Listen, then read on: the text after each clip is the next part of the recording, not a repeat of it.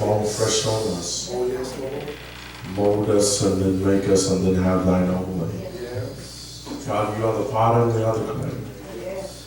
God, we ask that you hide us behind this sacred desk. Yes. People see absolutely none of me, but positively all of thee. Yes. And we ask that someone to walk through those doors and not leave here the same way they came. Forgive us now, Lord. All our sins, seen and unseen, known and unknown. Yes. It's in Jesus' name we do pray. People of God said amen. Amen. Amen. Amen. If you're just happy to be here, and if you really love God, come on and give God some praise. Come on, you can remember that this is the day the Lord has made. The Bible says we must rejoice and be exceedingly glad. I don't know about you, but I'm glad to be here. Anybody else glad to be here today? Amen. For we realize He didn't have to let us live. But we're glad that He did. For that we tell Him thank you. We tell Him thank you. Give it out to Christ Jesus, who's definitely led my life. To the angel of this house, your pastor, let's give Him a hand tonight. Amen. To the breakers of this house, your first lady, let's bless her on tonight. Amen. And to you, my father's children, it's good to be here. It's good to be here. Let's say this off the top. I am very scared of quiet churches. Very scared of quiet churches. It scares me that we can come to church and sit silent on the God that woke us up this morning. Amen. And then on top of that, the quieter you are, the longer I preach. Amen. And look at your neighbor and say, neighbor, say something, say something, say something. Amen. We're just glad to be here on today to help you celebrate about your brother in Christ, amen, which we've known for a very long time. Amen. To the best church in the city of Detroit, I'm hoping the missionary about the church. Won't you stand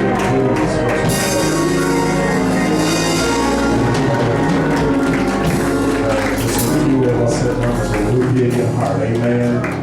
Amen. And we just come to celebrate and have a good time with Jesus with you all. Amen. Amen. We won't hold you long. Genesis chapter 37. Genesis chapter 37. Genesis chapter 37. Thank you all together for coming out as well. Genesis chapter 37. You as well, Sydney. We ask that when you have found it, if you would stand, please, in reference to God's word. Genesis chapter 37.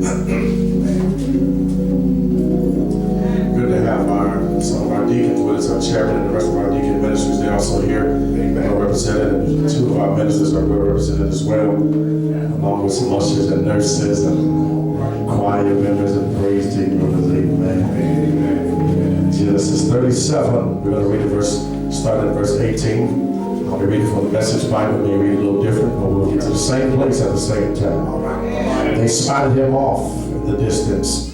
By the time he got to them, they had cooked up a plot to kill him. The brothers were saying, here comes that dreamer. Let's kill him and throw him into one of these old cisterns. We can say that a vicious animal ate him up. We'll see what his dreams amount to. Reuben heard the brothers talking and intervened to save him. We're not going to kill him, no murder. Go ahead and throw him in the cistern out here in the wild, but don't hurt him. Reuben planned to go back later and get him out and take him back to his father. When Joseph reached his brothers, they ripped off the fancy coat he was wearing, grabbed him and threw him into a cistern. In other words, they threw him into a pit. The pit was dry. There wasn't water in it. Verse 25 says, then they sat down to eat their supper. Looking up, they saw a caravan of Ishmaelites on their way from Gilead. Their camels loaded with spices, ointments, and perfumes to sell in Egypt. Judah said, brothers, what are we going to get out of killing our brother and concealing the evidence? Let's sell him to the Ishmaelites, but let's not kill him. He is, after all, our brother, our own flesh and blood. His brothers agreed. Just for a moment at a time. If you look at your neighbor, say neighbor. Neighbor. Say neighbor. Neighbor. Glad to see you. This is the amen section. So if you don't like noise, you're in the wrong section. Look at your neighbor and say, neighbor, the preacher needs your prayers. All All of your amens. Today's sermon title, Can You Handle the Pit?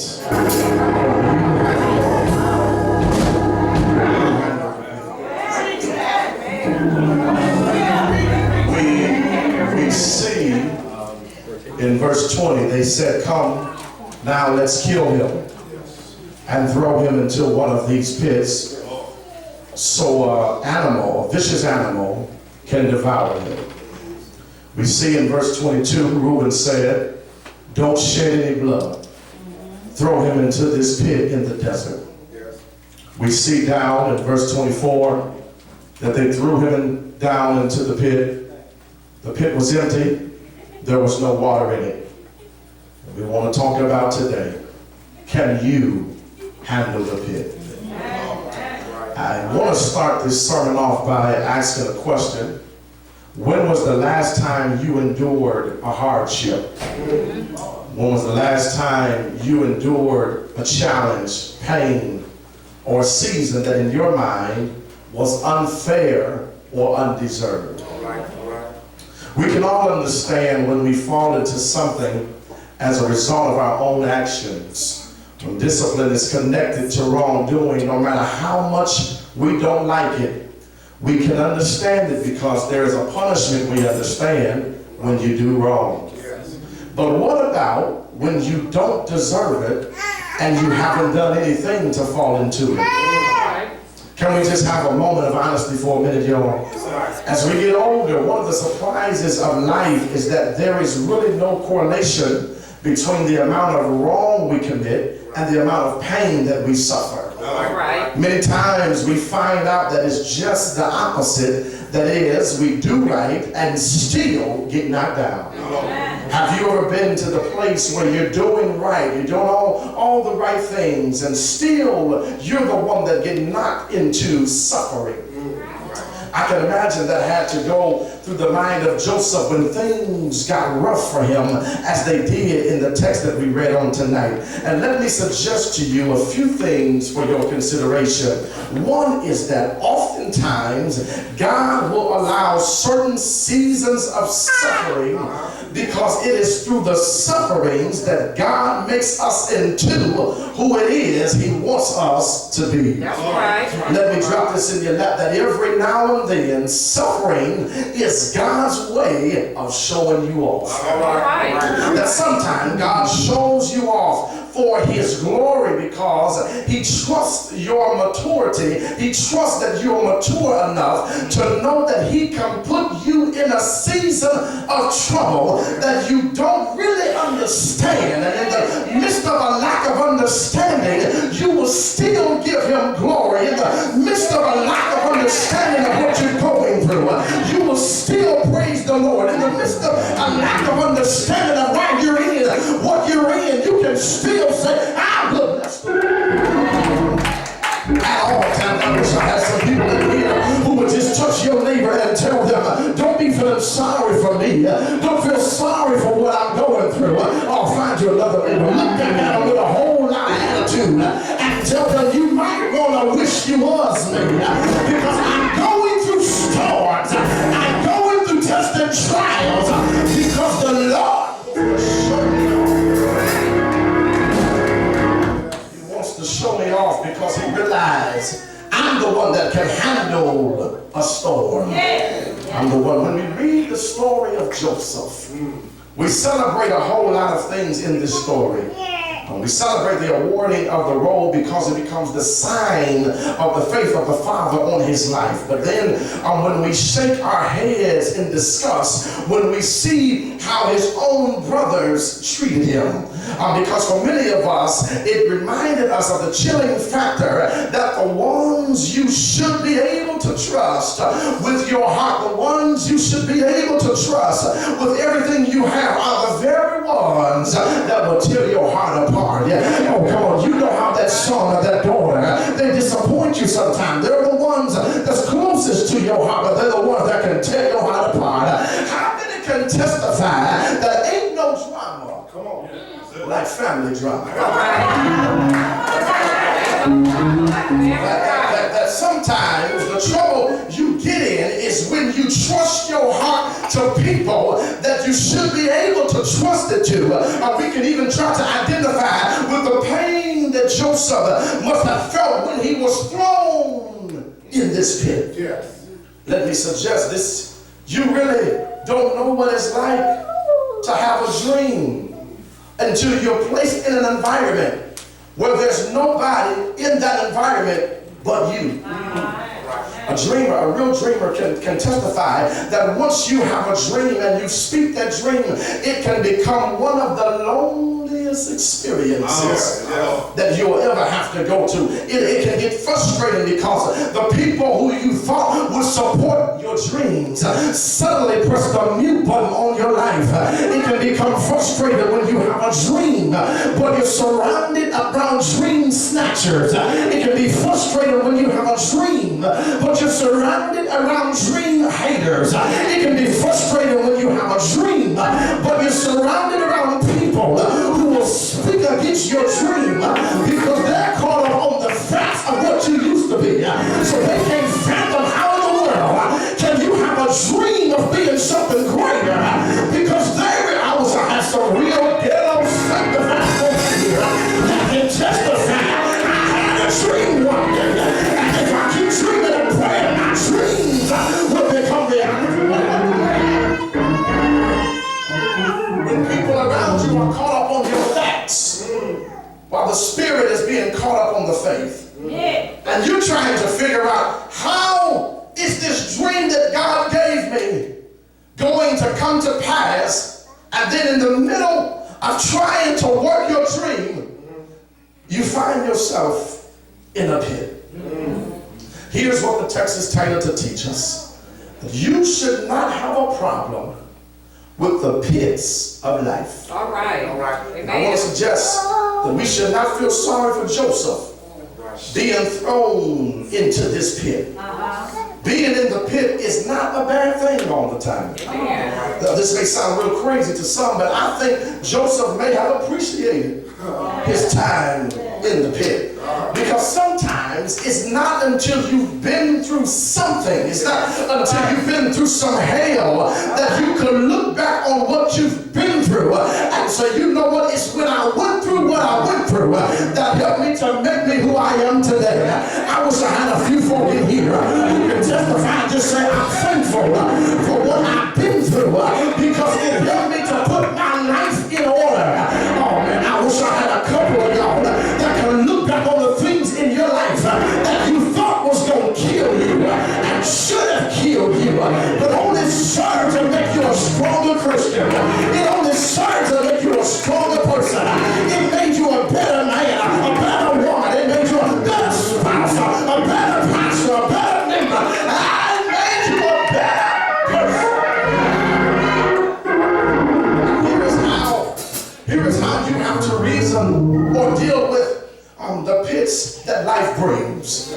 This pit was nowhere in the dream that God showed Joseph. So if God is allowing something into my life that wasn't in the dreams for my life, there's got to be a reason why he's allowing me to go through this.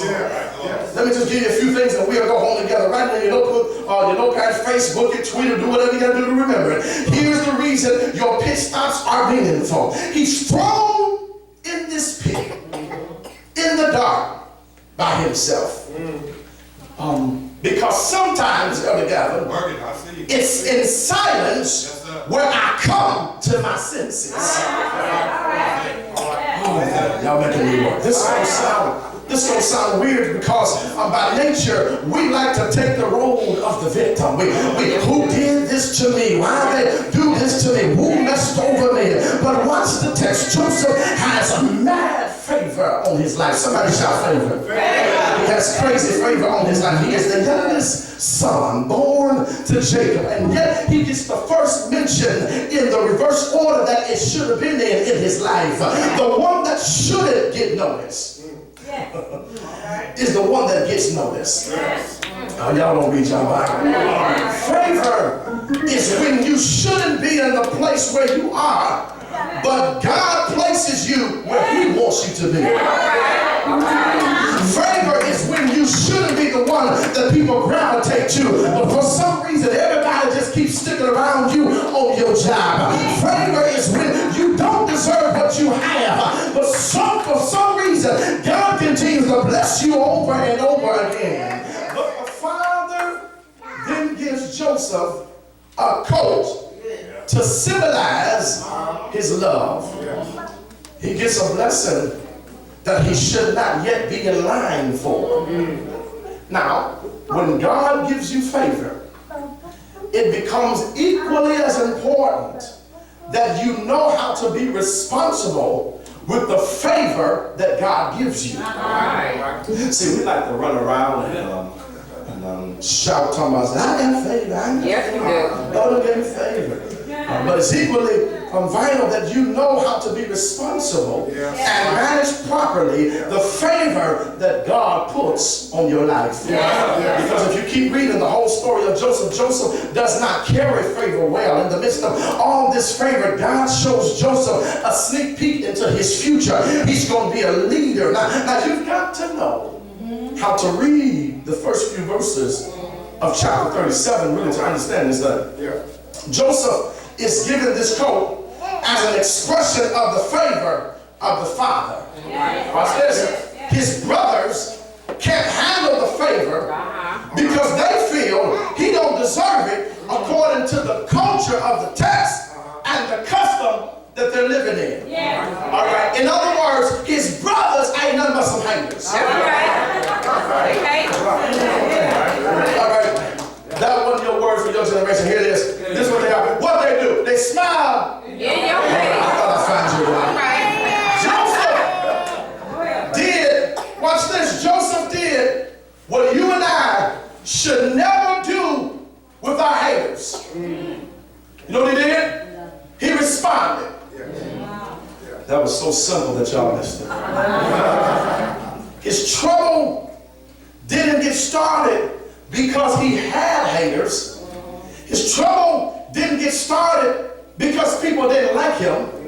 His trouble got started because he gave them so much power that he responded to them. Watch the text. He responds. He knows that they don't like him.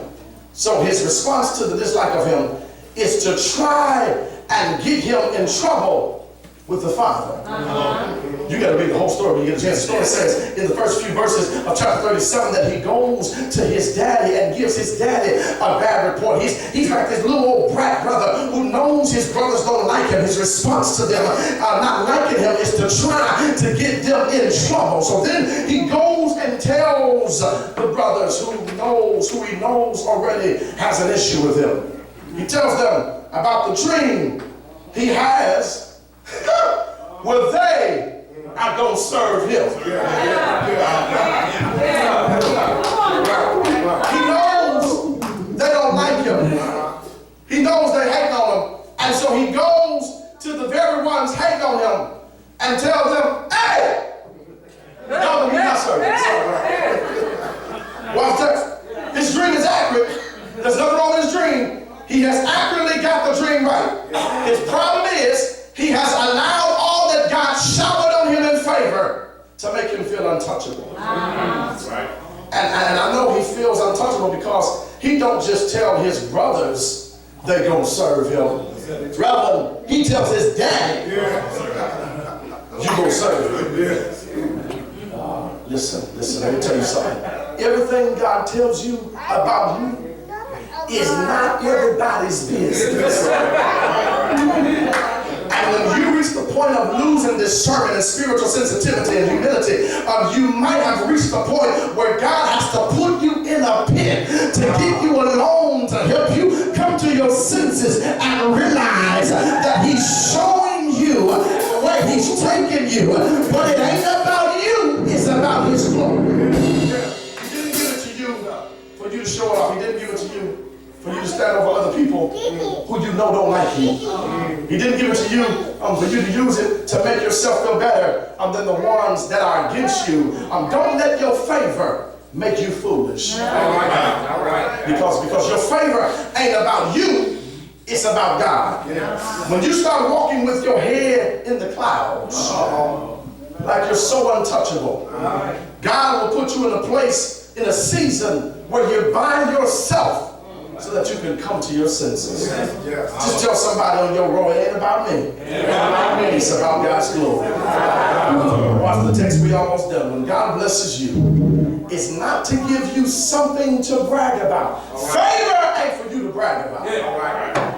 It's to give you something to praise about.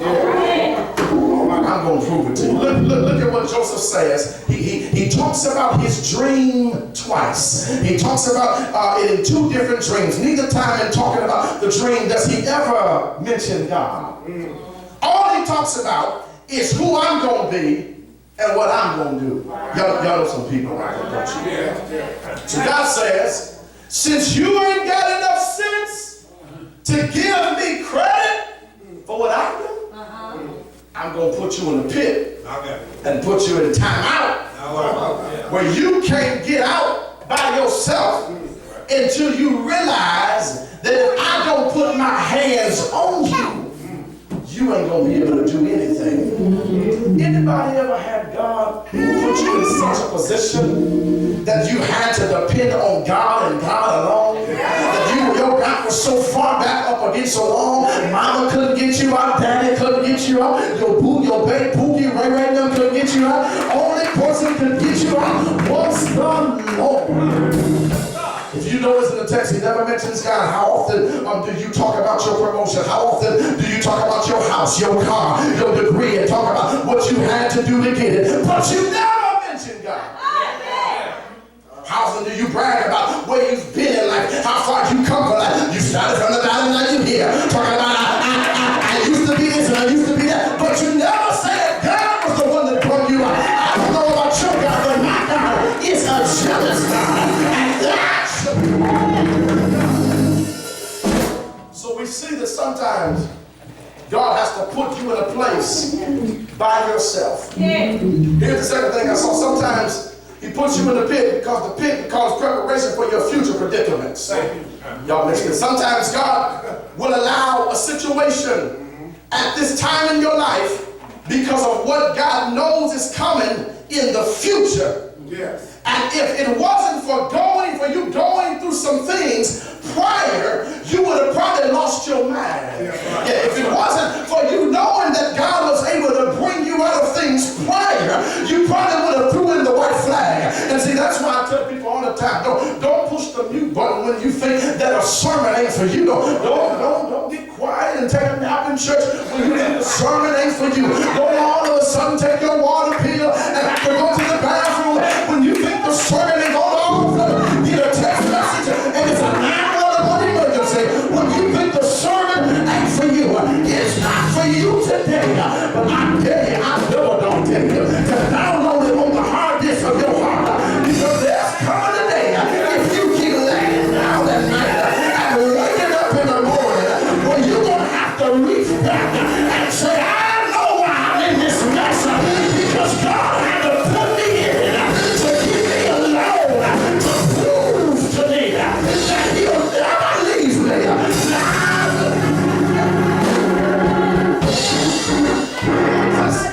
He loses his coat. He's thrown in a pit. And then he's lied on that an animal killed him. Stick with me, don't go nowhere. He loses his coat. He's thrown in the pit. Lied on. Yes. All right. Y'all missed it. Loses his coat. Thrown in the pit. Lied on. All right, come on here. Go over to chapter 39 when you get a chance, verse 12. Potiphar's wife, y'all remember her? Potiphar's wife was trying to get him to sleep with her. Watch what happens in verse 12. He left his coat. Oh man, he left his coat. He left his coat. Look at verse 16. She keeps his coat. Verse 17, she told a lie. Y'all still ain't got it. Verse 20, they throw him in prison. All right, let me back up to chapter 37. Took his coat. Told a lie. Threw him in the pit. Chapter 39. Took his coat. Lied on him. Threw him in prison. All right, y'all almost there. Chapter 37. Lost his coat.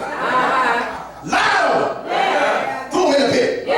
What I want you to realize is 2 chapters later, he goes through again what he went through 2 chapters earlier. And when he's thrown in prison in chapter 39, he never complains, he never could quit, he never says, I don't know how I handle this. All he does is that if he done it before, I wish I had a church in here. He'll do it again. Same God that did is the same. I come and encourage somebody in here. You've been going through hell and high water. You've been crying yourself to sleep at night, trying to figure out how you're going to handle this and that. I come here to tell you, if you put this and that in the master's hand, he'll take care of this and that. And everything. Somebody shout, everything's gonna be alright. Oh, y'all ain't saying nothing. Shout, everything's gonna be alright. Why don't you just do me one favor and shake your neighbor's hand and say, you done seen this before. You've been broke before. You've been discouraged before. You've been sick before. Your child has acted crazy before. You've been laid off before. But I got good news for you. The same God that brought you out of the pit, yeah, it's the same God that's going to bring you out right now.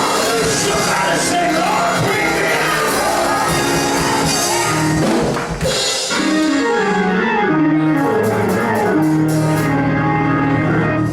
This ain't the first time you've seen God bring you out. This ain't nothing new to you. The devil is so confused, he's scratching his head because he's trying to figure out why you ain't in the fetal position. He's trying to figure out why you're not losing your mind, going crazy, because the devil don't know your testimony. He don't know that 2 years ago, he had already tried to stop you. 2 years ago, he already tried to throw a monkey wrench in your life. Oh, but he didn't know that you served a God that can do anything but fail. God was preparing you for the hell you were going to catch this year. He already prepared.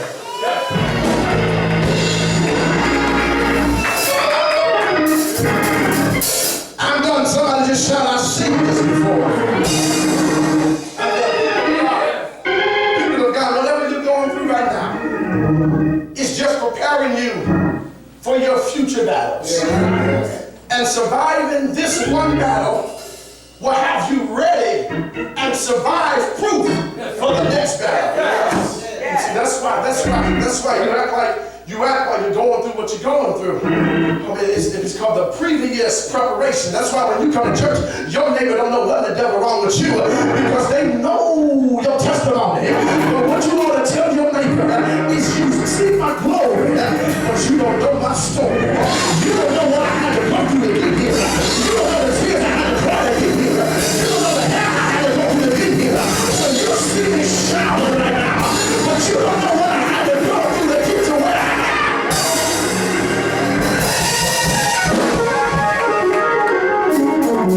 This is my last part. I don't mind the pit. And sometimes I need that silence to come to my senses. I can handle my pit because God is getting me ready for future battles that I done seen before. Here's my last thing. God says, please don't mind the pit because it's in the pit where I'm going to teach you, oh man, the power of praise. Oh God. Joseph is in the pit where he's lost everything. Look at him. In this pit, he's disconnected from his family. He's disconnected from his father. His siblings hate him. They even tried to kill him. He's left with nothing. He's left with nothing in the pit because sometimes God wants to show you what your survival is not tied to. He will let you get stripped of everything and then bring you out so that you can make a discovery that your deliverance and your survival is not tied to the stuff you thought you had to have in order to make it out of what you were going through. I wish I had a witness in here who can say, I thought I had to love him. I thought I had to love her. I thought I had to have this and that.